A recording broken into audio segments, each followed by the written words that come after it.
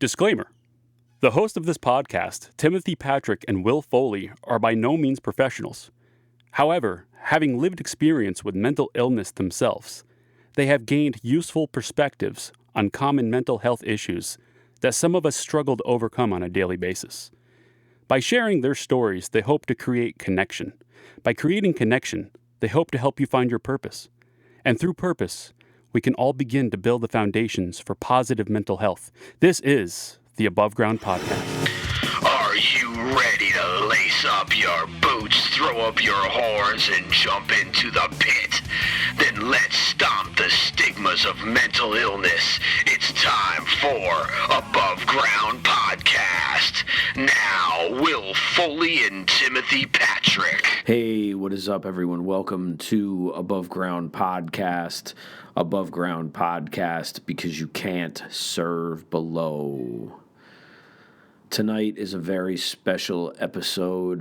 Today, whenever you're listening to this, whenever it hits your RSS feed or your iTunes or your Spotify feed, whatever it is you're checking it out on, tonight's conversation is a very special one.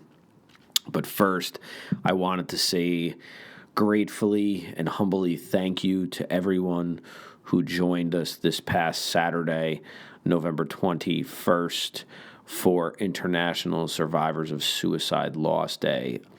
AFSP, the American Foundation for Suicide Prevention, every year, the Saturday before Thanksgiving, hosts an event in honor of survivors of suicide.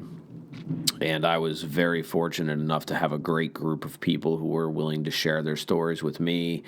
And the one thing that we all have in common, no matter how far we off are in the way we think about the world right now, is that we all have pain. And if that is where we have to find common ground, well, I think that's a pretty good place to start. So this episode is to continue on in that tradition of survivors. Tonight's conversation is very, very important and very real. Debbie and Rich lost their son, John, and they are here to talk about it, and they are here to share their story of loss and grief and what they're doing for Jonny. And doing it for Jonny is very special.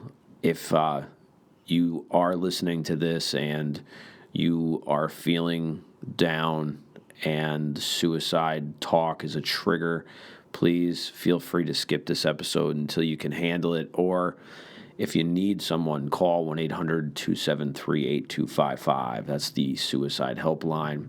Or go to your nearest emergency room if you're in immediate danger. And if you know someone who's in danger, call out, stay with that person. Because we don't want to lose another one. But tonight's conversation is very special, and I want to say thank you so much. It's Thanksgiving tomorrow, and we have so much to be thankful for, regardless of what is really going on in the world right now. So let's look at it that way. Let's look at it from the perspective of being thankful. So without further ado, do it for Jonny.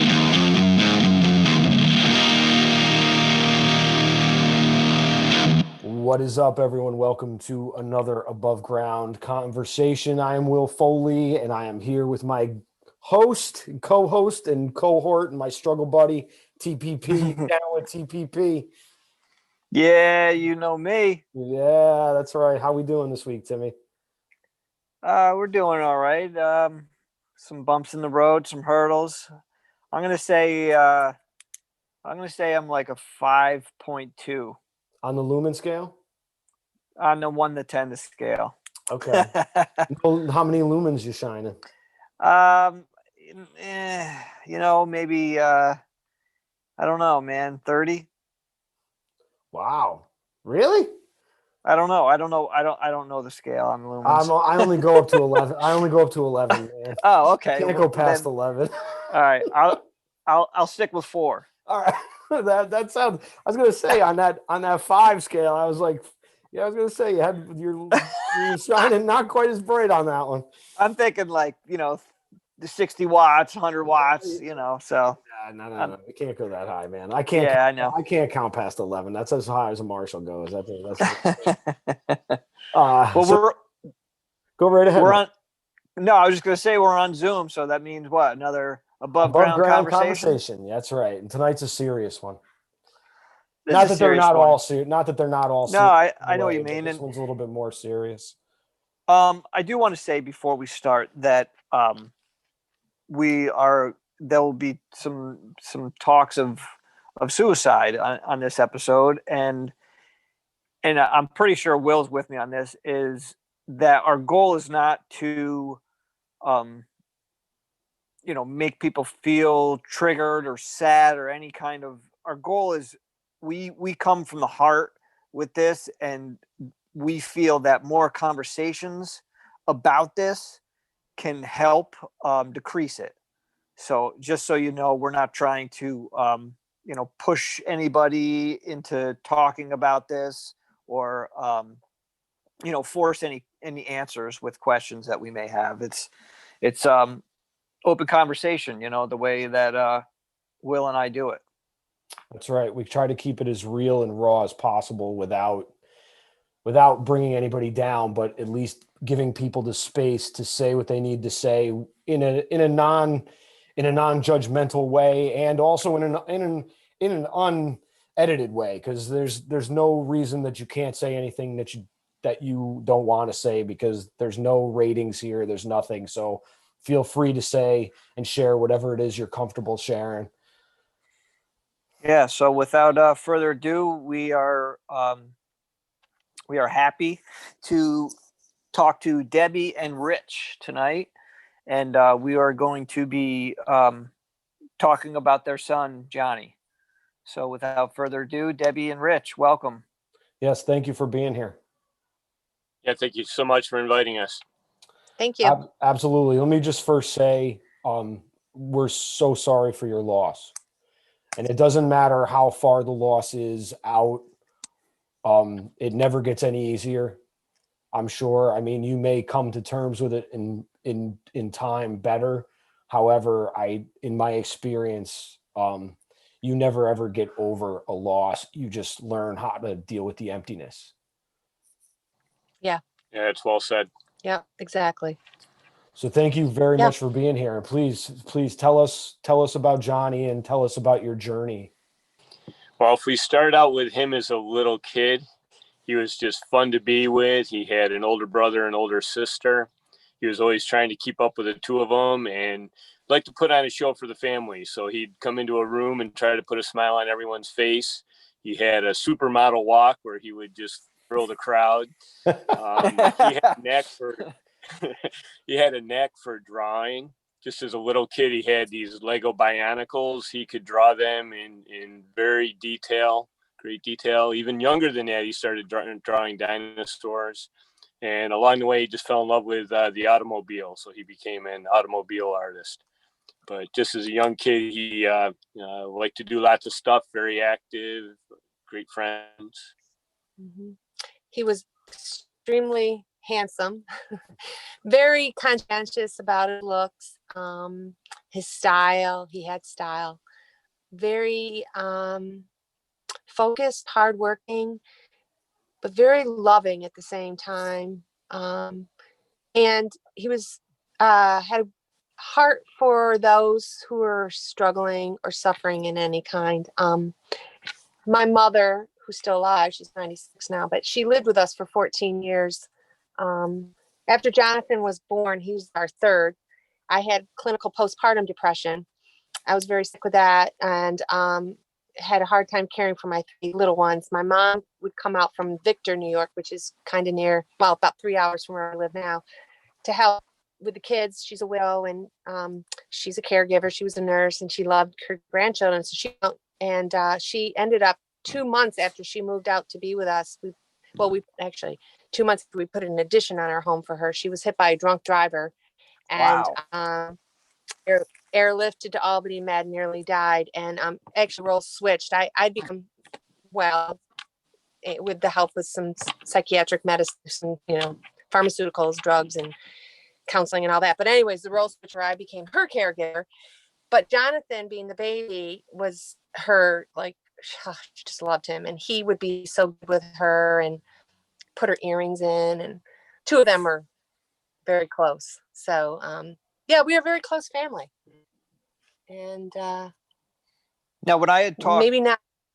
when I had talked Go ahead. to both of you before, I know Rich had mentioned that there was some mental illness in the family. Yeah, that's true. I think on both sides of our family. I believe my father dealt with undiagnosed bipolar, some highs and through some lows. I don't think he was ever, what you would consider clinical, but he definitely, struggled with it. My sister was 21 years old when she took her life. She had a 1.5 or 2 year battle with depression. She was very reluctant to take any medications for it. And, she fought a long battle. There was a time where it seemed like she was getting better, but I think she had kind of just, come to her solution for it. So 1970, she took her life. And it's interesting in hindsight, I see a lot more similarities between Jonny and my sister Karen than I ever was aware of while he was still alive. But just two of them had some things in common. They were very good artists. She pursued music, he pursued art. But John had a fondness for music. They were both straight A students, very intelligent, very smart, very caring people. And they had more in common than I realized until, seeing it all in hindsight. And that side of the family. Yeah, I've dealt with clinical depression myself, but never with any suicidal thoughts or ideations, and have been successfully treated through pharmaceuticals and some holistic products. So it seems to be something that runs inside of our family. Yeah, so for me, it's living a nightmare 40 years old. Wow. Yeah, it runs in my family too. My mother lives with schizoaffective disorder. She's attempted twice. I have major depressive disorder. I was diagnosed bipolar 2. I'm not on any medicine right now. I fight the good fight every day with the help of music and all kinds of different holistic approaches. I've tried to reach out to some nurse practitioners in the last couple of weeks, and nobody seems to be returning phone calls these days. And it seems to be that the system is overwhelmed by people now with everything going on during this whole crazy 2020 that we've had this year. But Will's not going to give up. He's going to continue to try and get on some. I'm going to continue to walk the path of recovery, because recovery to me is a fluid thing, and recovery is different for everybody. There's no one pill. There's no one path. There's no one anything. And so you noticed it in your family, and your postpartum depression. And this postpartum depression was after Johnny's birth? Yes. So I was 35 when I had John. My other two at the time he was born were 7 and 5. And David, our oldest, who was 7, he was born in May. Sarah was born in April. Jonny was born in September. And comes to find out, I also have seasonal affective disorder. So the combination of my age, possibly being 35, hormones starting to change, and I was fatigued, adrenal fatigue, actually, because what happened was I had Sarah, who was a 5-year-old, coming home from school at 11:30 with boundless energy after I'd been up most of the night with a newborn.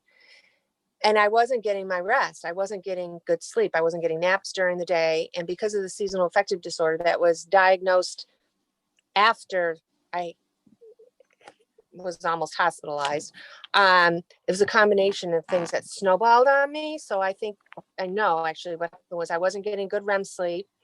I was pushing and pushing, trying to take care of 3 young children, nurse a baby, hormones whacked out, seasonal affective disorder.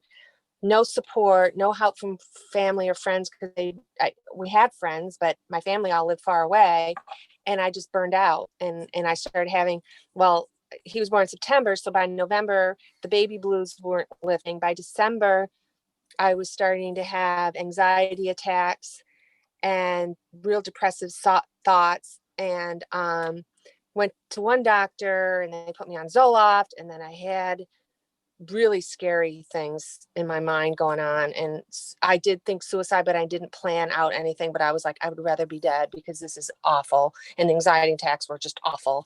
And so I just kept fighting, and I knew it was, my body was exhausted. I knew it was, I was doing homework on, adrenal fatigue, and we didn't have the internet back then. So, I was getting that nutritional healing book.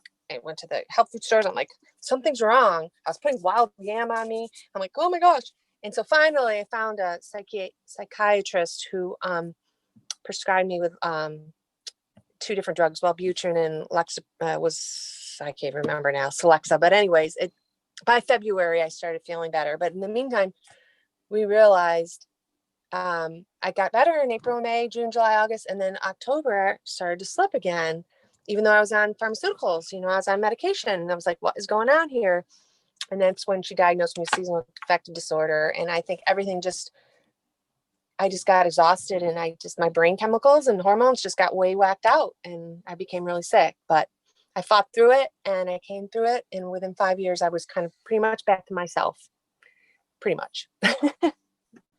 So now with Jonny, did you notice, I mean, maybe not at the time, but looking back now, did you notice anything as far as like with in the like high school years or anything like that, or was it more towards the college where you started to maybe suspect some things or notice maybe notice something out of the ordinary? A couple of things we could recognize in hindsight was Jen really had a heart for those kids that he thought were struggling. And he would have kids over at our house that never got invited to anybody else's house. And we could just see him really, have a soft place in his heart for them. I think maybe that was one of the ways he was coping with anything he felt. We also found in one of his journals a poem that he wrote that he had never shared with us. And, he talked about like falling on people, like falling on rain. And there were a few things in there that looked like he may have already started with a little bit of a battle. So it was really interesting to look back and see that. But most of his artwork, most of his life was really upbeat. He had a super wonderful girlfriend all through high school. They just really bonded well together, really supported each other. They both just excelled at their academics. So we didn't really notice it then. And through his college years, we really felt that, anything that he was struggling with, he probably confided more in her because they had come to be so close. So we really think that there were some indicators there that we missed in his college years that in hindsight, we think we should have picked up on quicker. Yeah, but he was functioning so well. I mean, he was getting 90s A's. He academically was thriving. Do you think he poured himself into that because it fed him what he needed at the time? He was passionate about what he was doing, and he loved what he was doing, and I think it energized him. He was going to college for creative studies in Detroit for transportation design. It's a pretty prestigious college. It's hard to get into. Kids from all over the world are there. And he was, his portfolio, his drawing, his artwork. Yeah.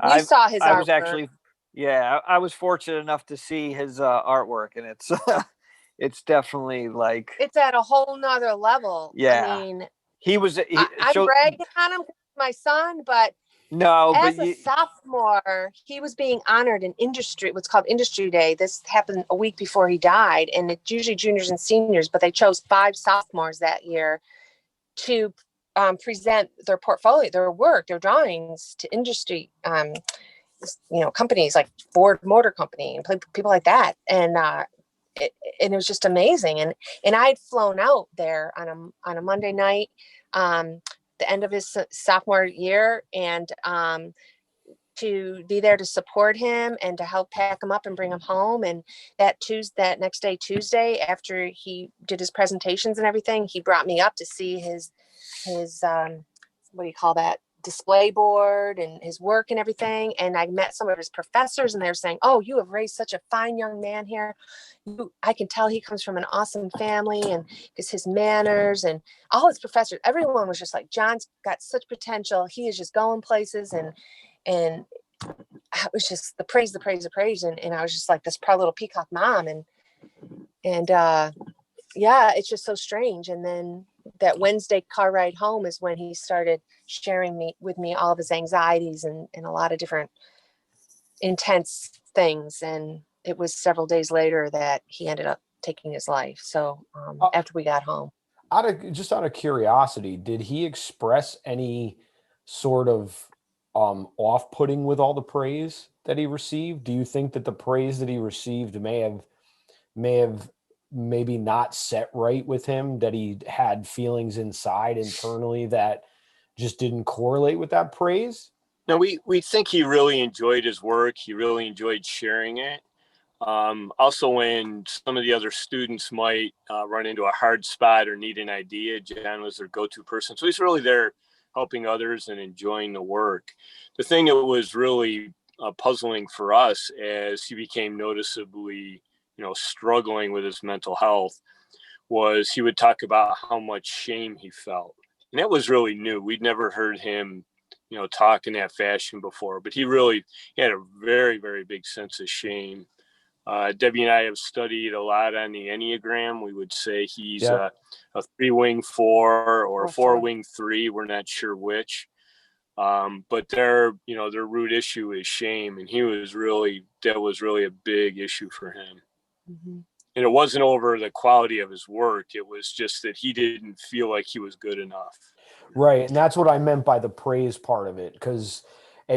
I suffer with that myself. And I also know that super creative people live with a lot of that themselves, because that's what drives the art, and that's what drives the willingness to share yourself, because you're constantly trying to refill you're trying to constantly not dumb down. That's not the right phrase, but you're trying to constantly hold down this shame that you feel, even though you can't necessarily pick out what it is you're shameful about or shameful for. But what happens is that creative passion fuels that, and you just need to create something, or you even need to just need to put something down. Mm-hmm. And shame is a very deep thing, because we can feel shame for the slightest things that we don't even know have made an imprint on our hard drives from an early age. And it can be something from, preschool, that somebody, a teacher unknowingly or miscommunicates, that you do something wrong, and you could spend the rest of your life trying to catch up with that and trying to put that behind you. One of the things actually, Will, is, that you touched on, the creative, and they have said it too. And, he wasn't, obviously the creative part goes with being an artist, but he had these, he would come up with these ideas and concepts for cars. And like I can't even do it justice, but they were showing me these pictures, and it was just like I'm blown away not only by the drawings, but by the concepts and this creativity that he had that went into it. It was like intense. It was really intense. Yeah.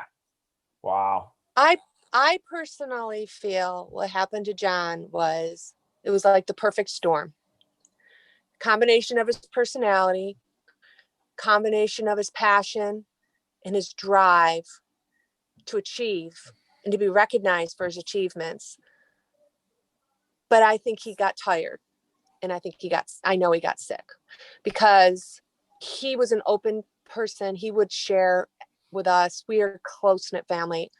There was no traumatic event or anything that happened that we're aware of in college anyways, but I think he started he got through his freshman year well. He was still exercising regularly, he says, Mom, I'm not going to be like so many of the art and design students that stay up all hours. I know my body can't do that. I know I need to eat right. He was trying to be a vegetarian, kind of a vegan in college. He and his girlfriend were into that. He used to lift weights and work out. They used to make these healthy shakes. He was very conscientious about his sleep, blah, blah, blah. But I think his sophomore year, the workload got more intense and he had to spend more time designing and drawing. And I think he started staying up later, and then his healthy habits got on the back burner. So he wasn't getting as much sleep. He wasn't getting as good nutrition. I love the college, but they didn't have a good meal program. They didn't have any meal program. And so I know he was just hit and miss with his diet.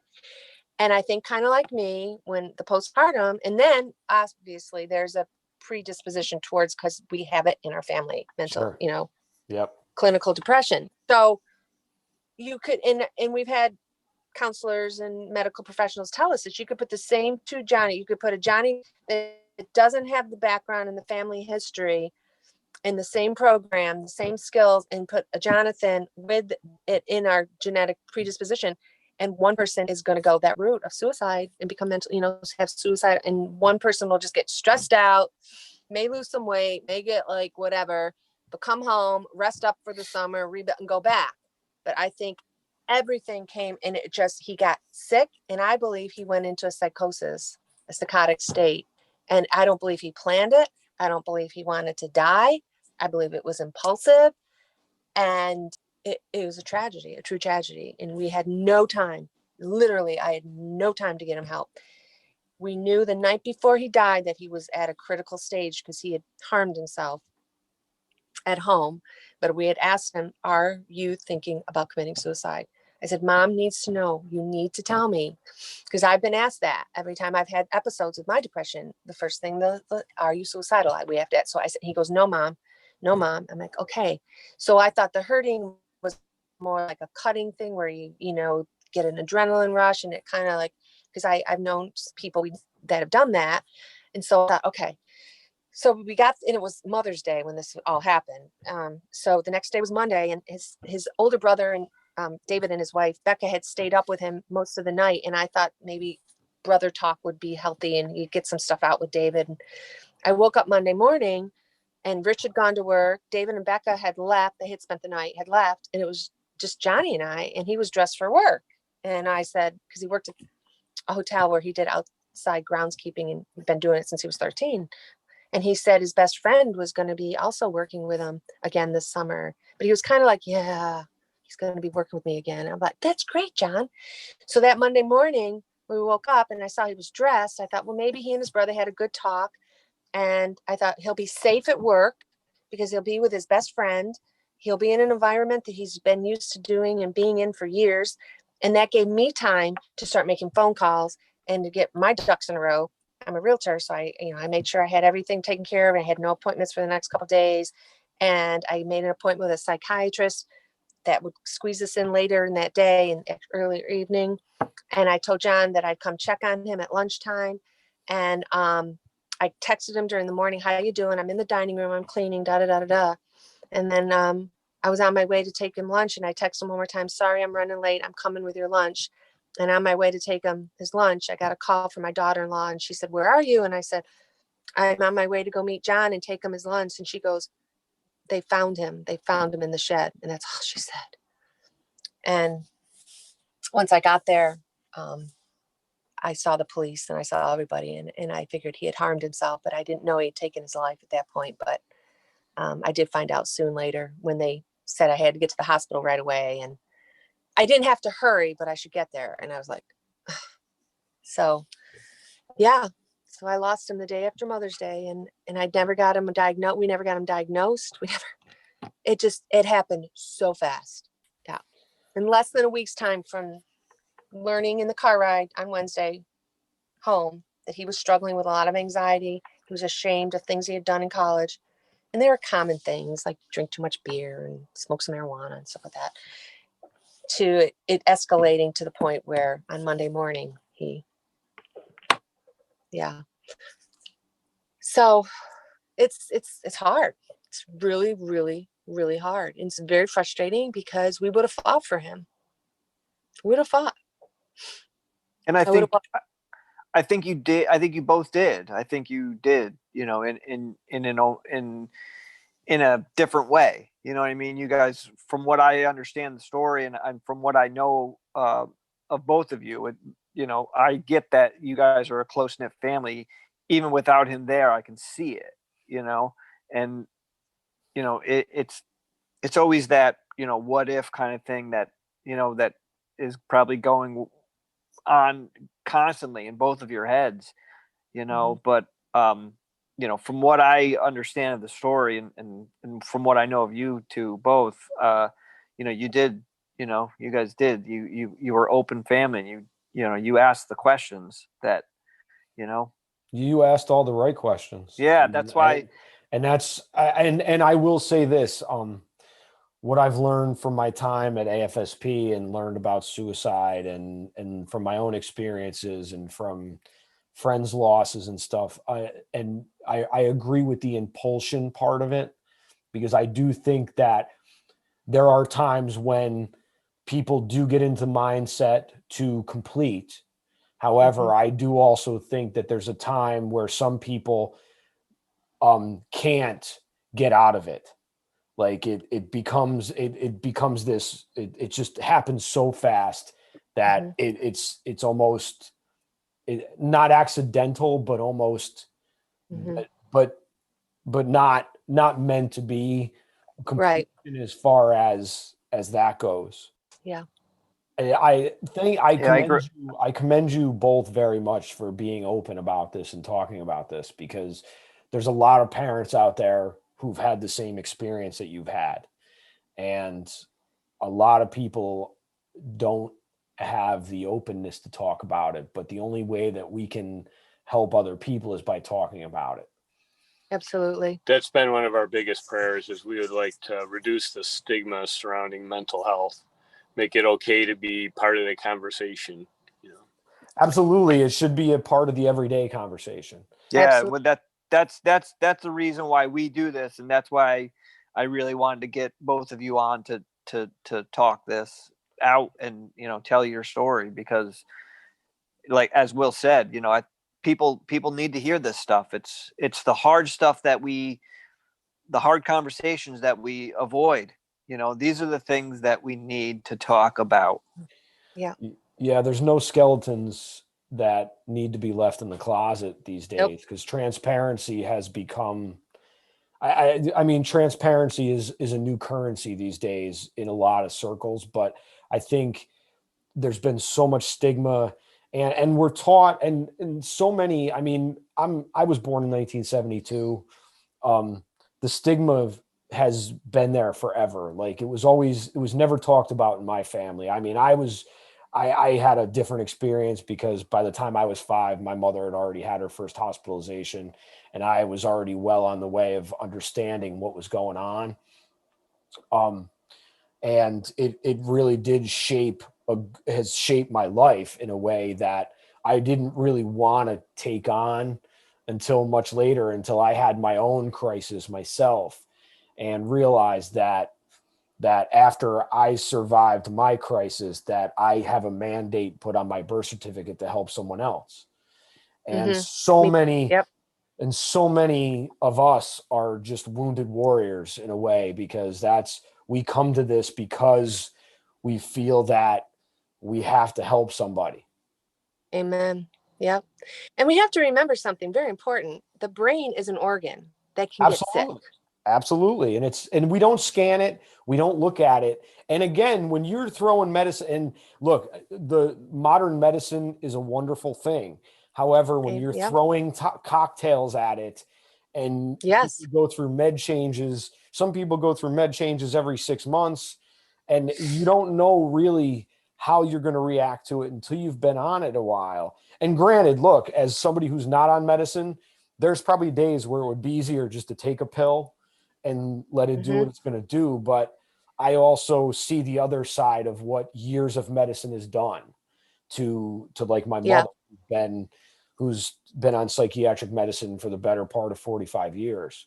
And it's tough because Right. The there's pros and cons. You know? right. And that's why you try to make Yeah. the best I've decision been for doing a yourself. ton. I've been doing a ton of homework and research. It's been very therapeutic for me.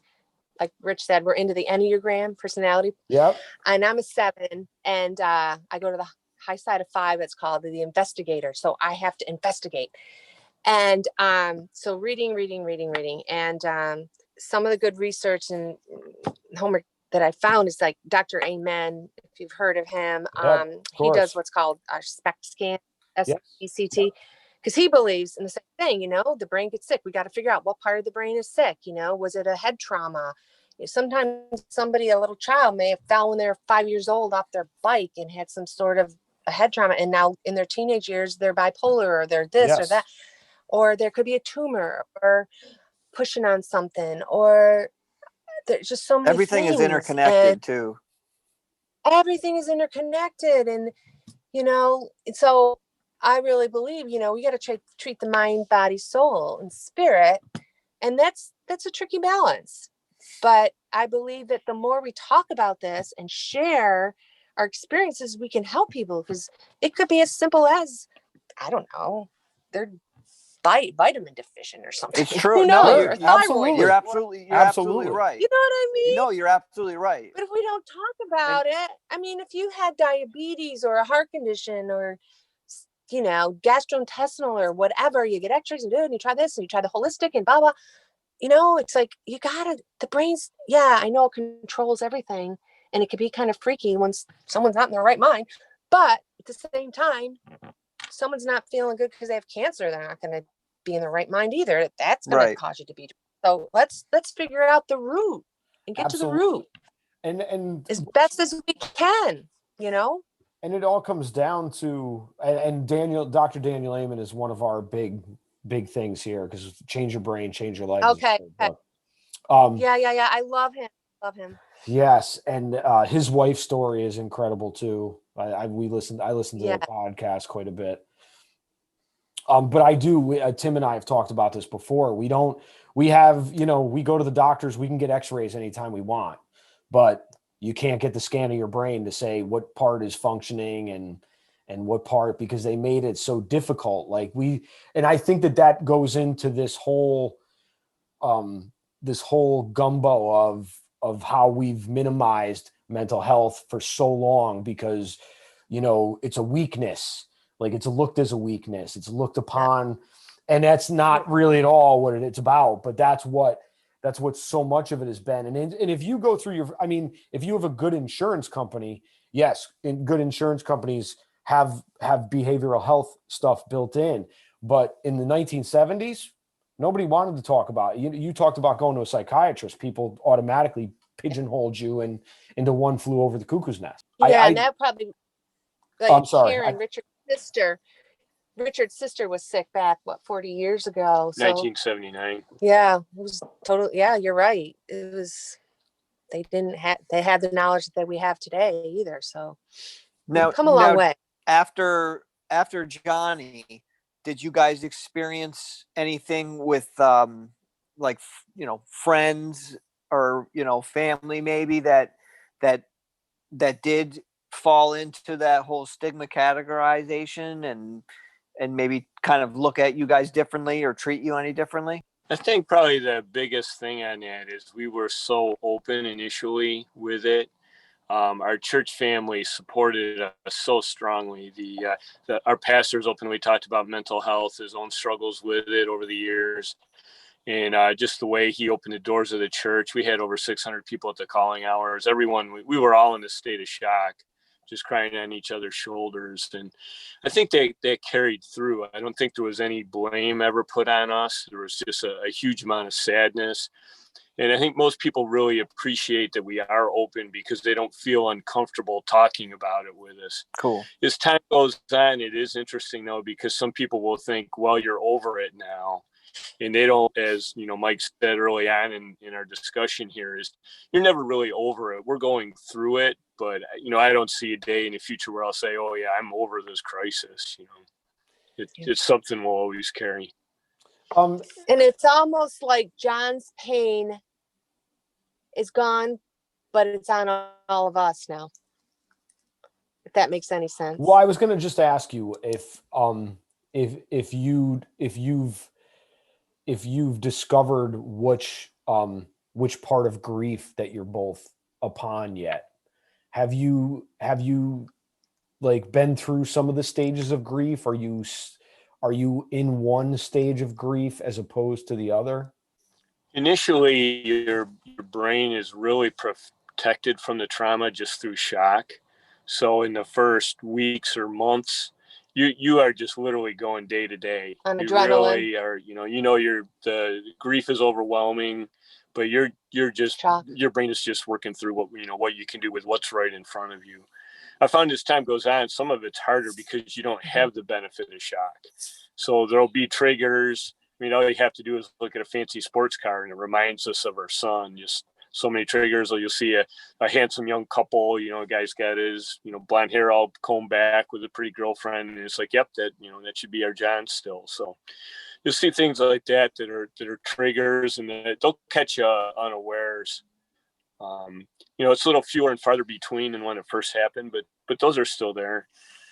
Our faith is so strong. We've never really reached out in strong anger at God. We ask the why question on a daily basis, but we've never had a real strong anger there because we know that God is a loving God. So, yeah.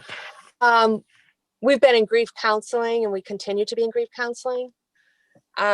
So we've gone through all the different stages of grief, but like what we're learning through our grief counseling is that you go in and out of them, and there's no order. Like, no, there's no okay, order. did check. Okay, did the denial thing. Okay, check. Okay, did the negotiating. What's that called? That Bargaining. Bargaining. Yep. Okay, boom. Did that for a little bit. Okay. All right, now anger. No, I didn't do a lot of anger. It's not really my personality. I'm not angry at God. I was angry at Johnny. He's going to get a huge spanking. When I see him in heaven, and I spoke at his memorial service, I was like, you are going to get the big spanking, and then I'm going to give you a huge hug. That he didn't, give us time to give him help and ask for help. So hear that, everyone. Give your loved ones time to help you. And then, my biggest struggle has been the depression. Like, and there's a difference between grief depression and clinical depression. And grieving, it is exhausting. It is just like the pressure in your chest, and the lack of energy and inability to concentrate. And the first 6 months, I was working, and I believe Rich was too, just on sheer adrenaline and shock. And we were told by our counselor that after the 6-month mark, often it's harder because you don't have those protective chemicals or whatever in that our body gives us to protect us when such trauma comes into our lives. And then the work really started. Yeah, reality seems to set in at that certain point, and that reality of waking up every day and having to face this as the parents losing a child. Yeah. And I'll be fine for a while, and then I won't be fine. And it's triggers, and it's just, we miss them. We miss them so much.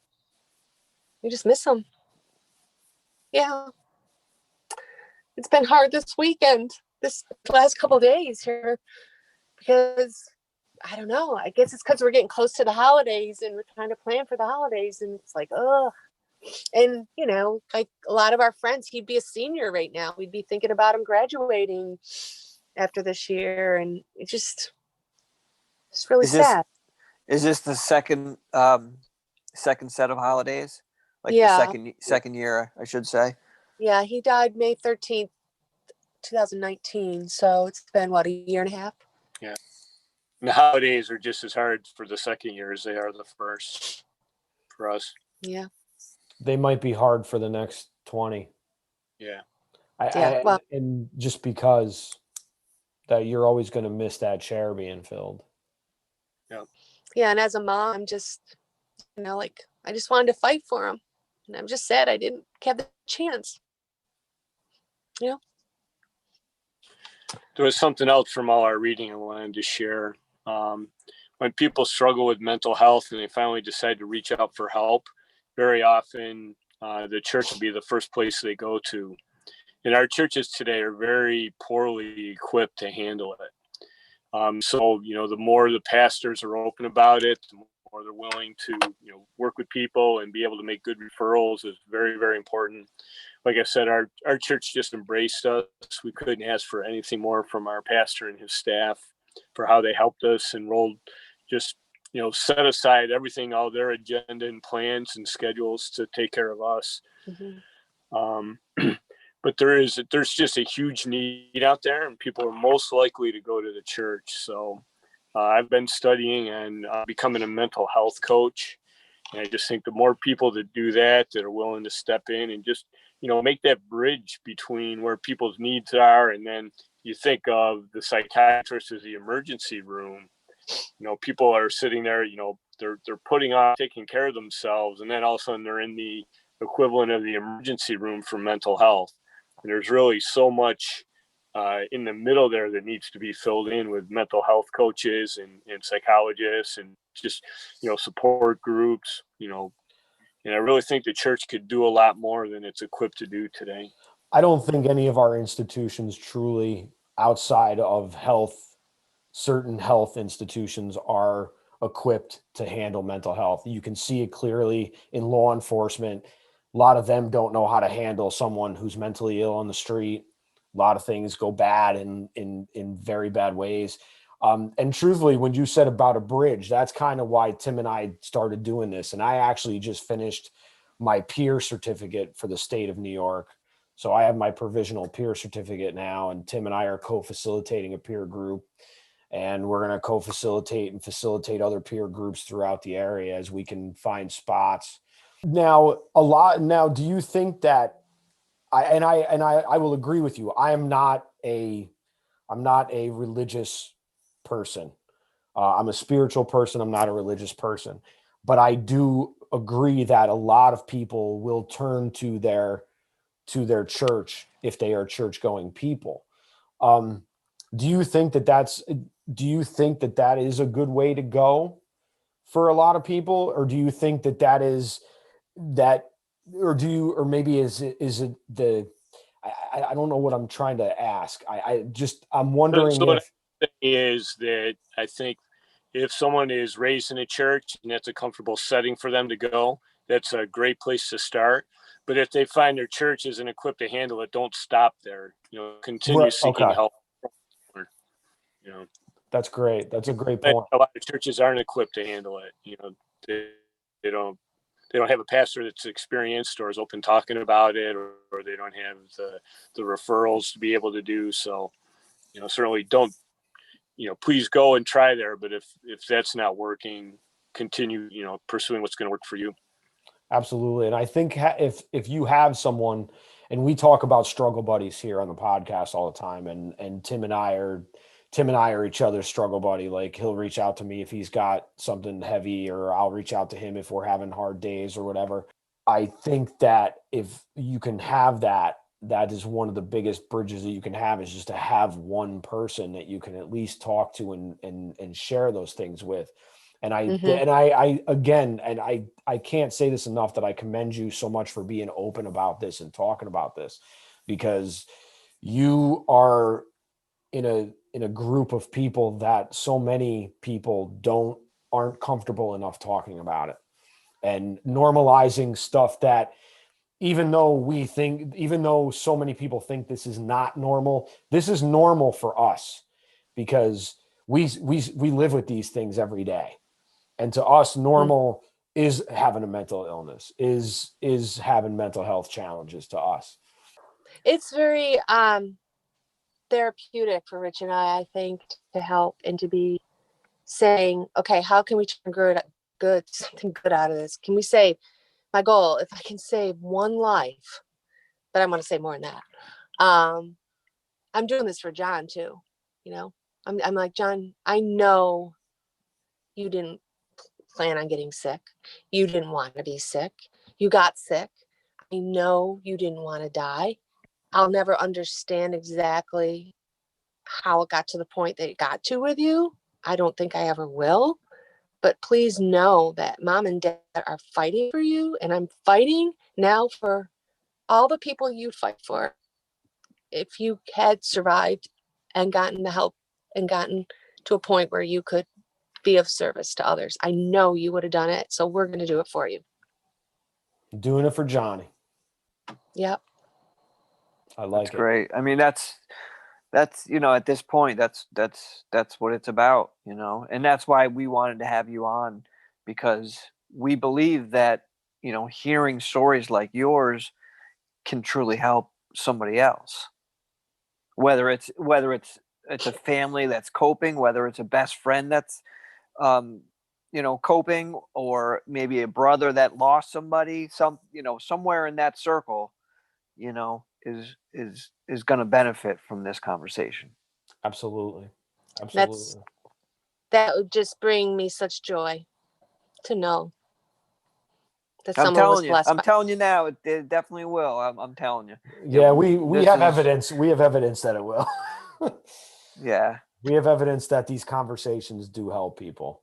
And in my experience for the last few years, the mental health circle has been amazing to both Tim and I, and it's incredible that if you're willing to be vulnerable enough with people, that it can open so many doors that you had no idea were even there to open.